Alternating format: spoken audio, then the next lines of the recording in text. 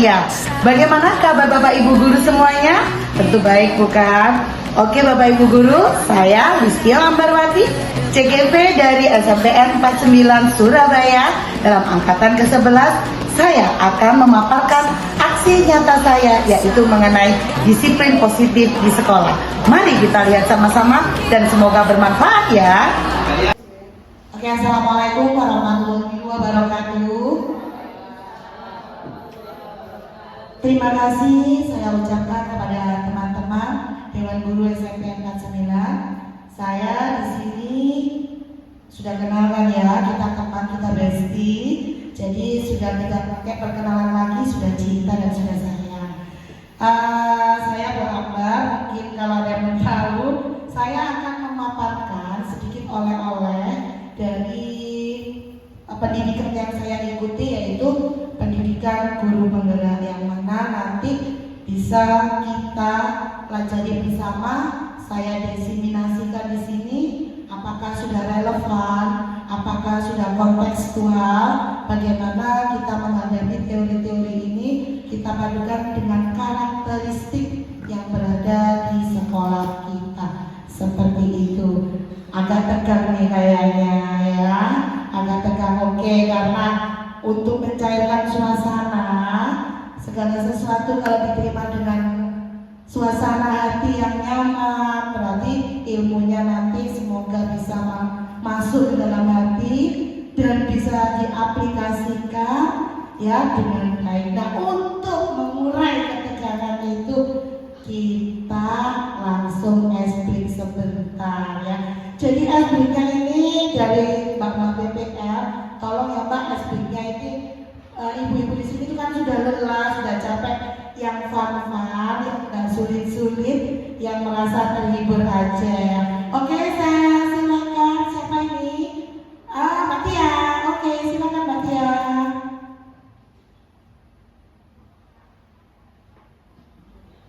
Jadi pertama-tama kita memerlukan berpasangan. Jadi ice breaking-nya dua orang.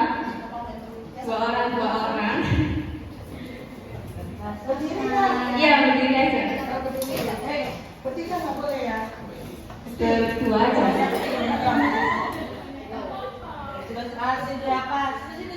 Lalu nanti saya akan memberikan instruksi.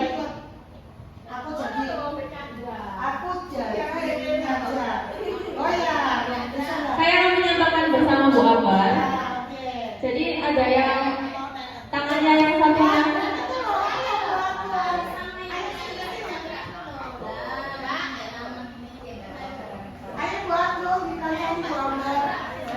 Oh ya. Kayak sok lagi perempuan tadi. Boleh, itu membuat kayak orang. Iya. Jadi nanti ada yang salah satu tangannya, yang satunya. Jadi ada yang salah satunya tertutup, satunya terbuka tangannya. Oh iya, pelakunya tertutup sampai terbuka. Ya, nanti saya akan memberikan instruksi, ada instruksi menjauh, mendekat. Jadi yang tangannya terbuka nanti saya berikan instruksi menjauh atau mendekat. Kemudian ada instruksi menangkap. Nanti yang menangkap, yang tangannya terbuka menangkap tangannya tertutup. Iya. Kita coba dulu ya. Oke. Coba yang ini ya. Saya memberikan instruksi. Oke. Menjauh, mendekat. Ayo, sudah ya. Tangkap baru ditangkap. Nanti yang tangannya tertutup mencoba menghindar untuk tidak ditangkap yang terbuka tangannya. Kita coba lagi. Menjauh, mendekat. Masih mendekat. Nanti kalau tangkap baru ditangkap. Menjauh, mendekat, menjauh, tangkap. Apakah sudah cukup? Kita coba sekali lagi. Mendekat, menjauh, tangkap. Ya, dari saya terima kasih.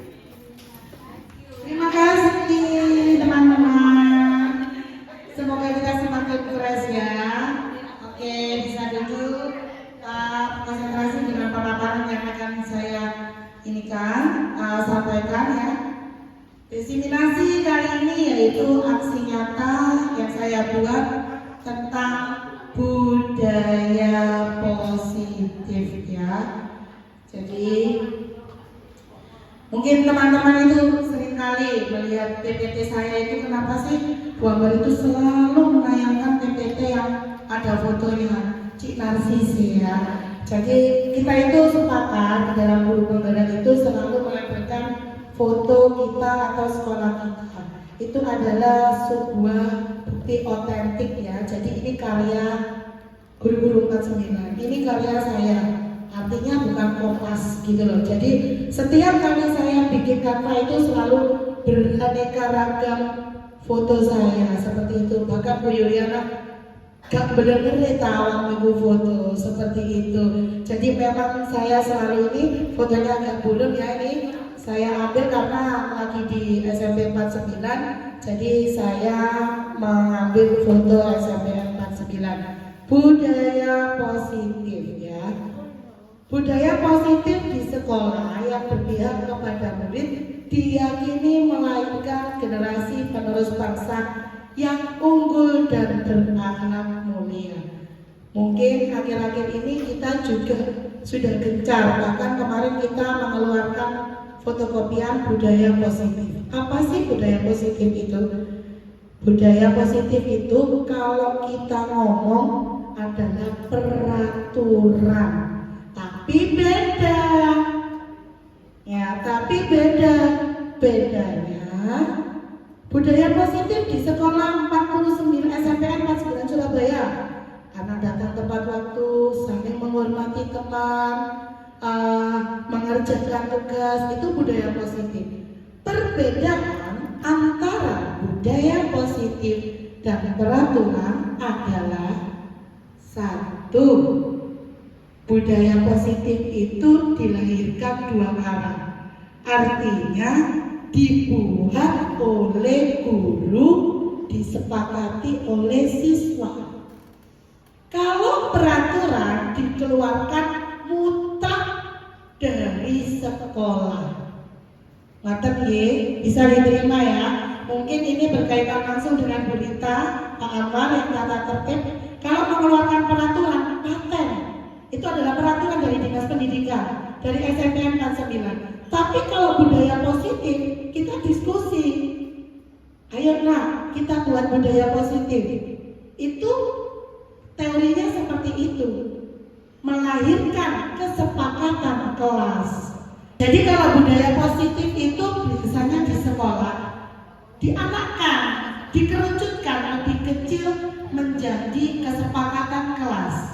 Yang mana kesepakatan kelas itu dibuat siswa satu kelas disepakati bersama. Seperti itu ya. Lanjut, santai mau enggak apa-apa. Nah, kenapa sih anak-anak itu biasanya kesepakatan kelas itu dilanggar, tidak dipatuhi, padahal kan dibuat sendiri.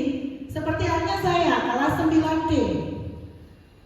Ada beberapa kesepakatan kelas, datang tepat waktu, saling menghormati teman, mengerjakan tugas. Ada beberapa poin yang saya sepakati dan anak-anak bersama. Sehingga lahirlah kesepakatan kelas. Lah mengapa? Sudah dibuat bersama harusnya ditepati dong. Tapi ternyata anak-anak belum bisa menepati. Mengapa demikian? Karena ini ada 1, 2, 3, 4, 5. Ada 5 kebutuhan dasar manusia yang mereka tidak bisa penuhi. 1, bertahan hidup.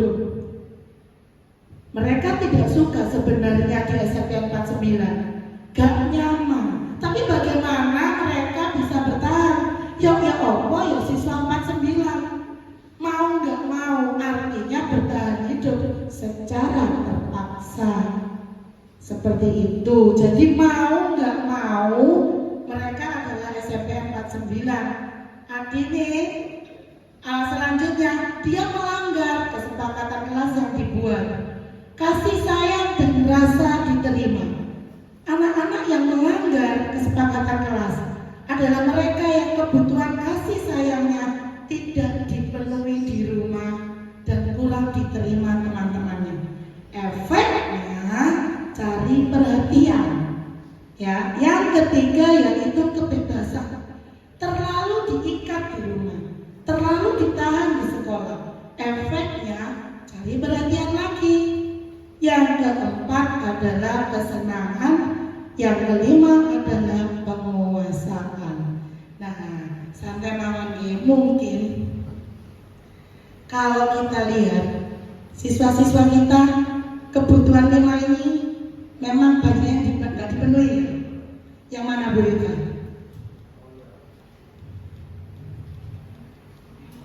Semua? Kalau kita melihat 49 banyak yang mana ini? Kebebasan yang seperti apa? Kalau saya Bu Fitri mungkin mau berkomentar. Kasih saya ngomong.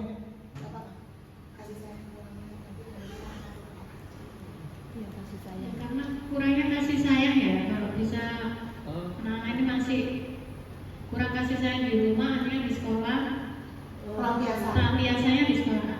Jadi ngefeknya anak-anak kalau di sekolah kita itu banyak yang timbul dari rumah Ya. berawal dari rumah. Berawal dari rumah. Terima kasih. Benar, apa yang saya rasakan mungkin sama. Mau ada yang menambahkan? Berita nggak berita? Saya tuh berita tuh kaget gitu loh, Dek. Iya Bu Ambar, ternyata anak-anak itu kebebasannya seperti ini. Ada lagi? Pak Aris? Belum. Oke, lanjut ya. Jadi kalau Bu Fitri, kenapa sih anak-anak itu selalu melanggar? Karena ternyata di rumah itu kasih sayang kebutuhan dasarnya tidak terpenuhi. Next ya. Nah, sekarang kita itu sebagai guru berada di ini, penghukum, pembuat orang merasa bersalah, teman, pemantau atau manajer. Penghukum, saya menghukum kamu seperti ini. Nah, itu penghukum. Pembuat orang merasa bersalah. Kamu nulis ayat kursi 5 kali, membuat orang itu merasa bersalah. Teman, pemantau, hanya dipantau atau manajer. Nah, kalau siapa nih teman-teman yang mau berpendapat? 5 posisi kontrol yang cocok diterapkan dengan sekolah kita yang mana kira-kira? Siapa nih? Bu M, mau dong dengar suaranya? Oke. Kalau 5 posisi kontrol yang cocok di sekolah kita? Ini Bu.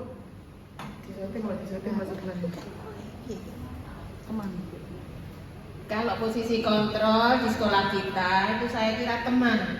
Anak-anak itu kan hubungannya dengan teman itu sudah bagaimana dekat gitu ya. Jadi kalau misalnya ada yang bersalah, ada yang melakukan kesalahan atau berbuat yang negatif, itu mungkin Bapak Ibu bisa mengarahkan temannya itu sebagai posisi kontrolnya. Oh, jadi iya, jadi nanti kalau ada misalnya jangan sampai dalam satu kelas itu ada anak yang keluar dari jalur. Saling mengingatkan. Ya, saling mengingatkan seperti itu. Oke? Ya. Saya itu kenapa Bu ya? Karena saya tahu si Bagas ini kan ada, maaf Bu Emen, jadi ada satu kontrol yang tidak, makanya Bu Em ini wali kelasnya. Bagaimana posisi kontrol dihadapkan seperti anak-anak seperti itu. Jadi kita akan ini teman. Saya mau dengar nih suara dari kakak-kakak PPL, kasihan kalau yang perempuan. Dari pagi saya todong. Saya mau dengar Pak Chandra, ya. Jadi kalau menghadapi anak-anak karakteristik siswa 49, penghukum, merasa bersalah sebagai pemantau saja. Oh ini. Atau manajer. Nah, oke. Silakan Pak Chandra. Terima kasih Bu. Mungkin kalau dari saya pembuat orang bersalah. Kenapa demikian? Dikarenakan jika seseorang itu merasa bersalah, itu akan mengakibatkan dia itu memiliki rasa, oh ini aku ini salah, gitu. Mungkin seperti itu. Saya menambahkan ya, kalau merasa bersalah, apakah itu itu muncul dari dirinya sendiri atau karena hukuman yang dibuat. Artinya saya menghukum baca Yasin, dia merasa bersalah, berarti muncul dari intrinsik dirinya atau orang lain, seperti itu. Silakan ditambahkan mungkin ya. Mungkin dari dirinya sendiri, Bu, tapi dengan dari pemantauan dari luar. Maksudnya kayak dibuat salah, dia dikasih tahu tentang ini salah kamu. Nah seperti itu. Nanti dia akan mengenal, oh ini salah saya, berarti diri saya mengenal ini salah. Baru Jadi munculnya dari orang lain tapi kembali ke dirinya sendiri seperti itu. Terima kasih. Luar biasa. Oke, kita terapkan kemarin ya yang dari Pak siapa kemarin, Pak Aji ya. Kasih W O W, kasih W, kasih O, kasih W. Wow, keren. Wow, keren. Wow, asik. Iya. Semoga kita bagian dari orang-orang yang keren dan asik. Selanjutnya, ya ini tadi teori motivasi hukuman dan penghargaan. Kenapa sih itu diberikan? Satu, untuk menghindari ketidaknyamanan atau hukuman. Kenapa anak-anak itu kok iya dia tidak melanggar? Kenapa? Nah, kenapa sih? Motivasi apa? Dia tidak lagi terlambat. Katakan si A, B, dan C selalu saja terlambat. Lalu dia tiba-tiba tidak terlambat. Motivasi apa? Ternyata yang satu, dia tidak nyaman dengan hukuman. Daripada aku kok kena buambar, seperti itu ya, maka aku tidak lagi terlambat. Yang kedua, imbalan. Oh, aku tidak terlambat, itu reward, itu hadiah dari wali kelasku. Yang ketiga, dia muncul seperti yang dari Pak Chandra tadi omongkan. Munculnya sudah dari diri sendiri. Jadi bukan lagi ingin mendapat pujian, menghindari hukuman, tidak, tetapi muncul dari dirinya sendiri. Biasanya untuk mencapai 3 yang muncul dari dirinya sendiri, saya kembalikan lagi seperti kata Pak Chandra lagi, itu sulit. Pertama harus melewati fase 1, setelah fase 1, 2, yang ketiga baru muncul secara intrinsik dari dirinya sendiri. Begitu ya biasanya ya. Ya, jadi pertama kan itu nggak bisa langsung muncul dari dirinya sendiri. Takut dulu, ingin mendapatkan pujian, memuji dulu, tak tadana dulu. Yang ketiga, sudah terbiasa, sudah ritmenya, aku sudah tidak lagi terlambat, bukan karena mendapat pujian atau hukuman, tetapi saya ingin menjadi orang yang saya sendiri banggakan, konsisten dengan komitmen yang saya buat, seperti itu ya. Next ya Kak. Nah, akhirnya kita sampai pada segitiga restitusi. Nah, bagaimana menghadapi hukuman-hukuman itu? Ternyata ada teorinya teman-teman, yaitu dengan apa? Segitiga restitusi. Yaitu 1, kita mulai dari dasar. Segala sesuatu harus dimulai dari bawah. Tidak ada yang namanya semuanya langsung atas. Kita mulai dari bawah, yaitu menstabilkan identitas. Ya, kamu terlambat nak? Iya Bu, saya terlambat. Ya, distabilkan, emosinya ditenangkan. Kita tidak bisa, kamu terlambat dihukum. No. Jadi distabilkan dulu identitasnya. Kamu terlambat? Iya Bu, saya terlambat. Oke, tidak apa-apa kamu terlambat. Buambar juga pernah terlambat. Akhirnya naik validasi tindakan yang salah. Buambar juga sering terlambat. Kenapa kamu terlambat? Saya bangunnya kesiangan Bu. Kan tidak harus bangun siang terus nah. Kita kasih pengertian validasi tindakan tindakan yang salah. Itu ya, nggak langsung kamu gini, nggak. Oke, kamu salah. Lalu distabilkan, tapi bisa kan kamu tiap hari tidak terlambat? Masa iyo kamu kawakan tiap hari? Nah, terakhir menanyakan keyakinan. Sudah Bu, iya saya gini. Sudah dibimbing, distabilkan emosinya, diberi pengarahan. Akhirnya ditanya terakhir, kamu tahu keyakinan kelas yang kita buat pertama? Bukan Bu Ambar yang buat, tetapi sepakat antara saya dan kamu. Kamu tahu apa yang kamu langgar? Tahu Bu, tidak menghormati sesama teman semisal. Saya tahu Bu, tidak boleh terlambat. Nah, ya Bu, saya janji. Sekarang saya kembalikan. Apakah segitiga restitusi ini cocok? Bu Lina, Bu Agung, Bu Septi, apakah hal seperti itu relevan jika kita terapkan di SMPN 49? Moro-moro terlambat, kamu terlambat kan? Boleh. Semua orang juga terlambat, tetapi tidak tiap hari kan? Apakah relevan dan cocok? Karena secara materi seperti itu. Silakan Bu Septi mungkin. Terima kasih atas waktunya.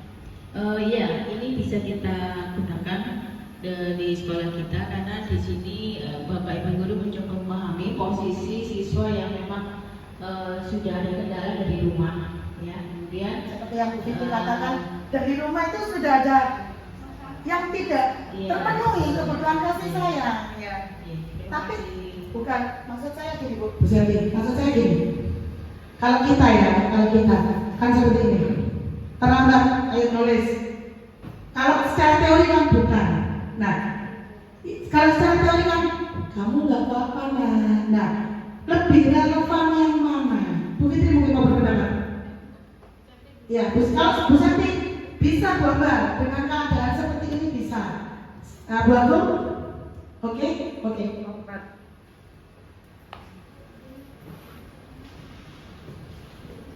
Terima kasih ya teman-teman. Saya merasa di sini diskusinya aktif.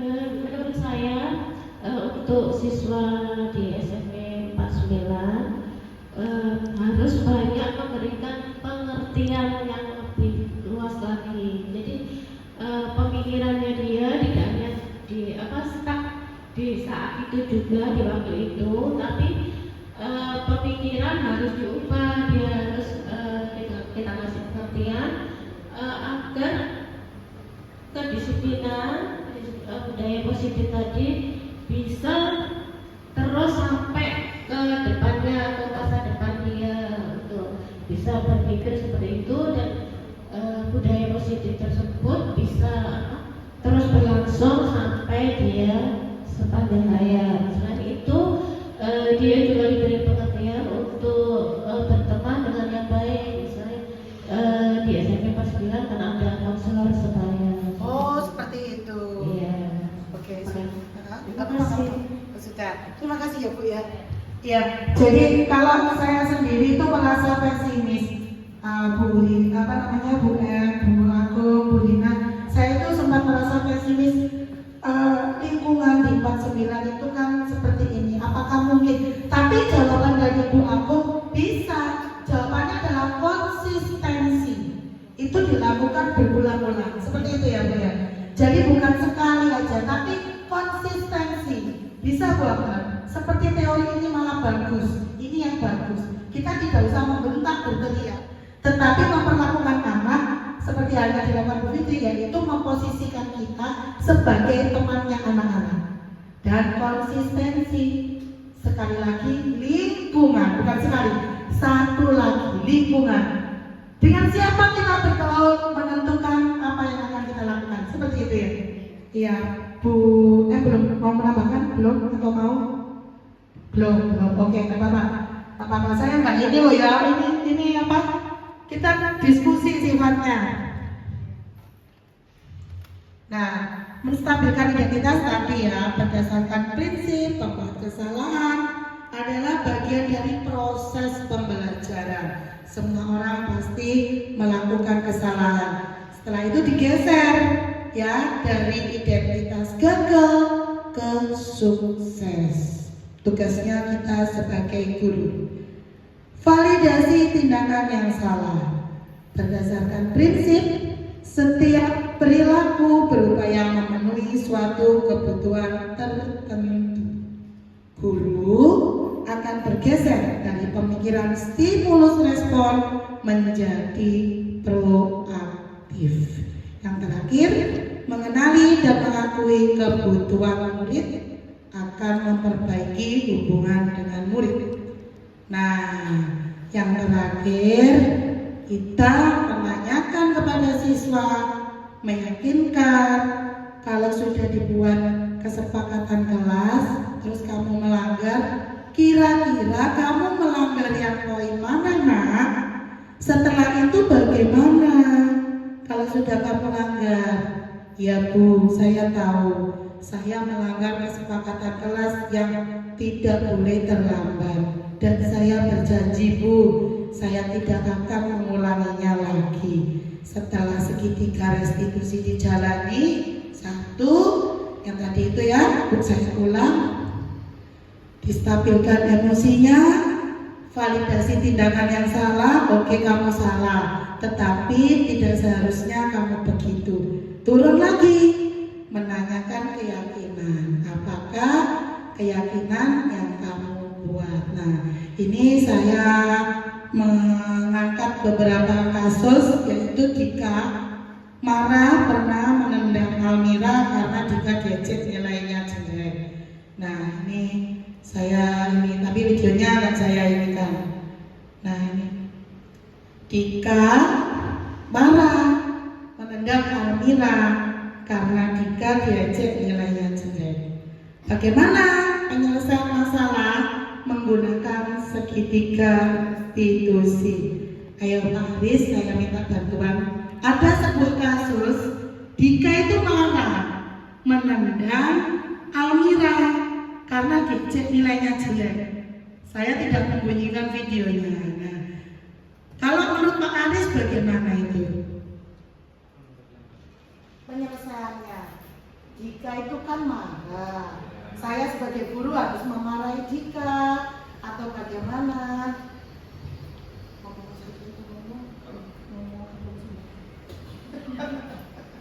Ya, terima kasih waktunya Bu Mbak.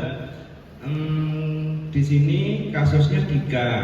Jadi langkah pertama memang kita memanggil Dikanya dulu, lalu diajak kita ajak ngomong, diskusi ya, kita diskusi ya, kita tanyakan permasalahan kenapa kok permasalahannya itu apa, terus kenapa kok sampai kamu ngomong seperti itu, dan mungkin itu dari saya ya. Kalau bapak ibu guru lain mungkin punya ide-ide mau ngomongin apa, mau menanyakan apa ya dari individunya. Setelah itu ya, mengapa sih kamu melakukan itu? Nah, apakah akan memberi hukuman Pak atau bagaimana? Ya, kita tidak langsung dihukuman ya, karena memang ini kan memang bukan permasalahan yang terlalu serius. Kita tanya aja, sudah betulkah yang dilakukan Dika itu tadi. Lalu mengenai Almira memang kita berikan kita kasih bukan setting ya, kita kasih saran Dika seperti itu ya, mungkin karena ya nilainya sedikit lebih tinggi, tapi kita kasih pengertian aja lah intinya, sehingga tidak menimbulkan konflik di kedua anak tersebut. Mungkin sampai situ. Oke. Jadi menggunakan segitiga restitusi ya, menanyakan kenapa sih Dika kamu kok sampai ini menendang Almira? Saya diejek Bu karena nilai saya jelek, saya marah. Oke, saya tahu diejek itu menyebalkan, sakit hati, tetapi alangkah baiknya jika kamu tidak menendang, tetapi malah mengajak, ayo Almira aku ajari dong gitu ya. terus menanyakan terakhir kalau kita menggunakan segitiga restitusi, terakhir menanyakan keyakinan apa yang sudah dilanggar, kesepakatan kelas apa yang belum dipenuhi, yaitu tidak menghormati teman. Oke, satu lagi, ini Dika. Satria marah kepada Rangga karena Rangga tidak pernah piket. Oh ya, silakan Jumat ya, terima kasih waktu dan ininya, sananya. Ini ya, sedikit lagi terakhir. Satria marah kepada Rangga karena Rangga tidak pernah piket. Mami saya tercinta, saya mohon suaranya dong. Gini nih, jadi Satria marah kepada Rangga gak piket. Bagaimana penyelesaian masalahnya kira-kira? Seperti itu. Matur nuwun Bu Ambar waktunya. Dari kasus Satria ini dengan Rangga, kalau saya sebagai guru, yang pertama mungkin keduanya saya panggil terlebih dahulu. Kemudian saya tanyakan titik permasalahannya apa. Mungkin Rangga ini tidak piket karena punya alasan tertentu. Mungkin kalau yang pagi dia datangnya terlambat, atau mungkin dia lagi ada sesuatu yang tidak mengenakan. Jadi ada alasan mengapa dia Iya. melakukan hal tersebut. Iya.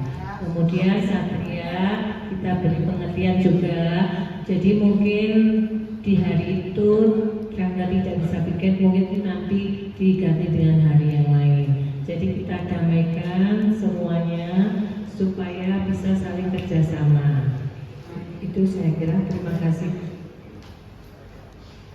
Terima kasih sekali Bu Muji. Jadi apa yang disampaikan teman-teman itu malah bertolak belakang dengan saya. Kalau teman-teman sudah menjadi guru yang bijak sepertinya. Mohon maaf kalau saya itu kadang itu saya ngomongnya ini bener-bener ya.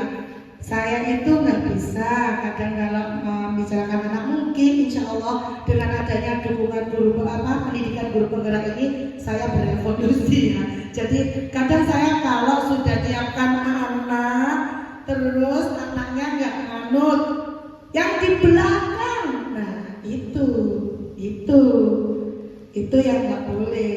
Nah karena saya itu maunya anak-anak itu rapi, kegiatan berjalan dengan baik, saya makanya berteriak. Kalau menurut segitiga restitusi, ya saya mendekati anaknya. Ayo Bagas, kenapa Le kamu tidak baris? Males Bu, masa tiap Senin baris mendengarin gurunya ngomong.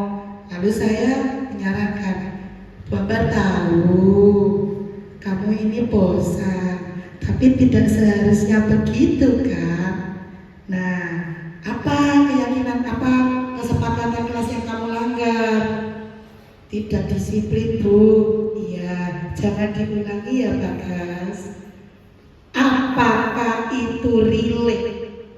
Apakah itu bisa saya lakukan? Itu yang menjadi pertanyaan saya sendiri. Apakah bisa seperti itu saya lakukan? Tapi hari ini ketika teman-teman saya ngomong, Bu Fitri, jadikan Bu Ambar murid itu sebagai partner dan teman. Bu Agung bilang bisa. Konsistensi Bu Ambar. Bu Endi mengatakan, dibicarakan apa kebutuhan. Saya secara pribadi berterima kasih. Reminder for me, pengingat buat diri saya bahwasannya kalau saya nggak itu bisa karena teman-teman saya bisa. Seperti itu ya. Itu mungkin yang bisa sini. Thank you. Jadi teman-teman itu adalah sekali lagi reminder buat saya. Dan kalau teman-teman itu sudah yakin bisa buat, jadikan teman siswa sebagai teman, pilih lingkungan yang baik. Kalau berangkat dari rumah ada kebutuhan yang belum terpenuhi, kita penuhi di sini. Mantap Bu Fitri. Bu Agung,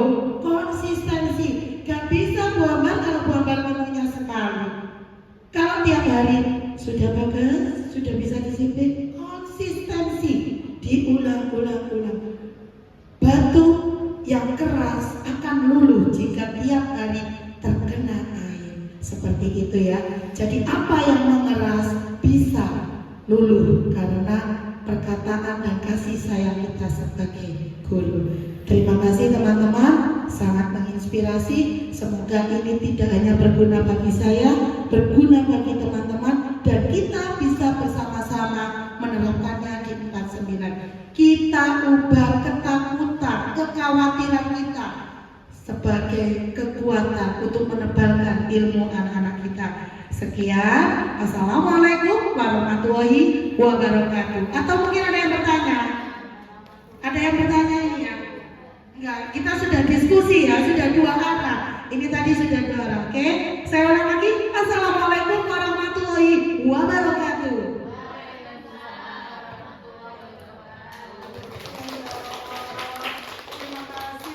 Warahmatullahi wabarakatuh.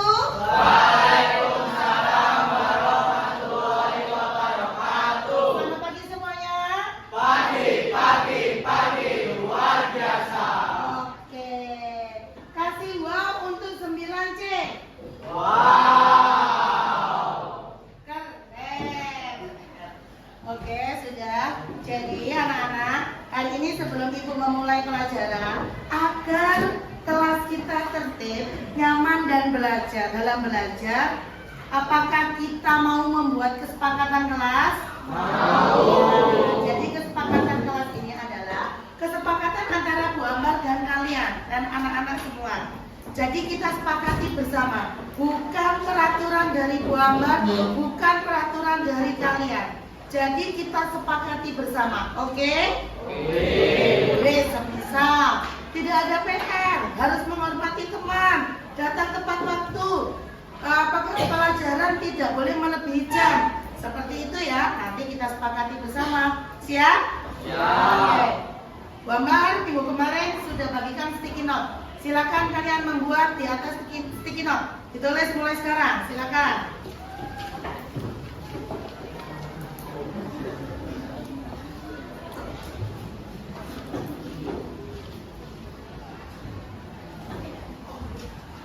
Sudah semuanya? Untuk sebelah sini, silakan ditempel.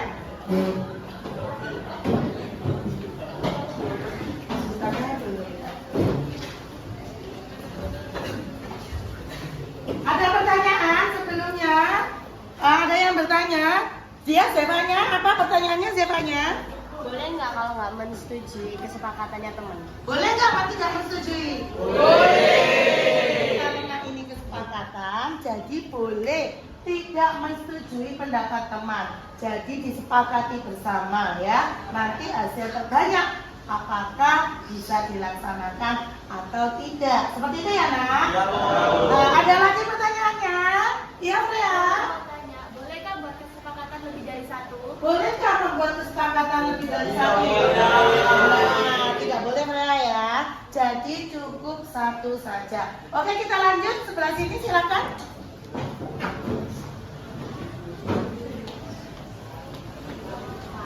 Lanjut sebelah sini.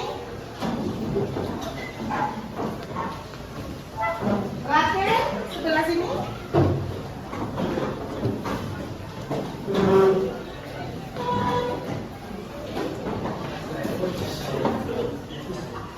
Oke, sekarang akan Bu Ambar kelompokkan menjadi yang sama. Ini.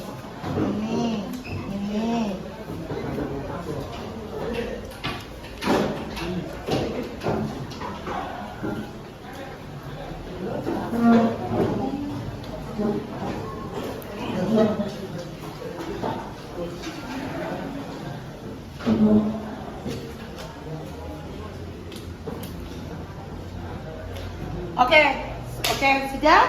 Jadi ada 3, yaitu datang tepat waktu, tidak ada PR, poin terbanyak, dan saling menghormati teman. 3 saja. Insya Allah nanti setelah kita buat kesepakatan kelas kita bisa tertib, kita belajar bisa nyaman dan bahagia. Oke, kita mulai pelajarannya sekarang. Halo, perkenalkan, nama saya Rangga, saya dari kelas 9C. kelas 9C sekarang setelah ada kesepakatan kelas dari pelajarannya Bu Ambar, kelas 9C menjadi kelas yang lebih menyenangkan. Halo, nama saya Rizky. Alhamdulillah setelah ada kesepakatan kelas dari Bu Ambar, kelas kita lebih tertib dari sebelumnya. Dika, tadi Bu Ambar lihat kamu menendang Almira. Kamu cowok loh, kok menendang Almira? Dari aku, dari tadi lo kalau saya terus karena nilai saya jelek. Iya, semua orang juga nilainya jelek, tapi nggak ngolok-ngolok kan? Saya tahu kamu sudah berusaha belajar dengan giat tapi nilaimu jelek. Memang kamu sudah berusaha kok nak, iya kan? Nah, alangkah baiknya kamu malah meminta bantuan ke Almira, bukan malah menendang Almira. Bagaimana? Ya iya sih Bu, tapi dia ngomong dulu. Saya nggak terima begitu kan. Oh, seperti itu. Kamu tahu nggak keyakinan kelas apa yang kamu langgar? Ya menyakiti teman. Benar. Jadi nanti sanggup nggak kamu meminta maaf kepada Almira? Terus nanti kamu bisa belajar bersama dengan Almira.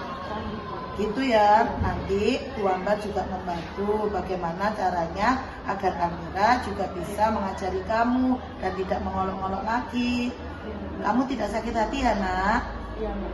Iya, terima kasih Dika.